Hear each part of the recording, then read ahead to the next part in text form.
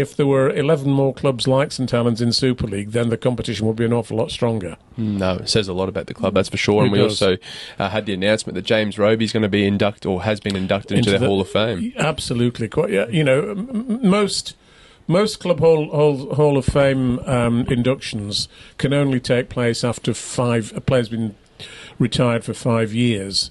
But in the case of James Roby, it's obviously very obvious that he will be in the Hall of Fame eventually. So I think the feeling was, if that's inevitable, let's do it now instead of waiting.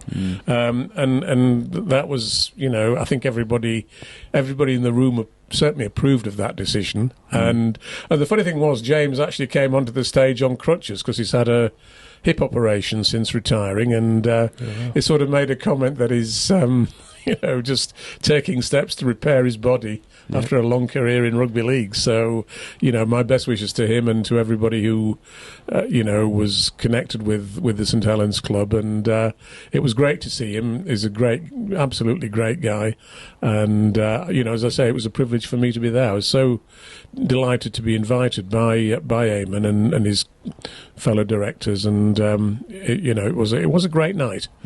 Certainly. It'd be fascinating to sort of have a documentary sort of filmed on a player who's, you know, recently retired, and just watching them go through that process of post-season surgeries and things like that to get their body right. It's probably things we don't see as fans of the game. Oh, absolutely. I mean, I think James Roby, you know, is an iconic player. I mean, he's played 551 games for St Helens, which is more than anybody else. He overtook the great Cal Coslet earlier this year. And I think, you know, he ought to be, somebody ought to do something on him, because, I mean, the only problem is that he probably wouldn't want it himself. He's not the sort of guy who pushes himself, you know, in that sense, in the media sense. But he's such a you know, an iconic player that he's got such. I mean, somebody like James has an awful lot to teach the rest of us, in my view, about what it means to be a great sportsman, what it means to be a great team man, and what it means to be a leader. There's so much that he could teach, you know, up-and-coming players, but not just up-and-coming rugby players, but up-and-coming young people of any description, really. And I think it's, you know, I would like to see somebody really create you know, some sort of documentary about his career and his life and so on.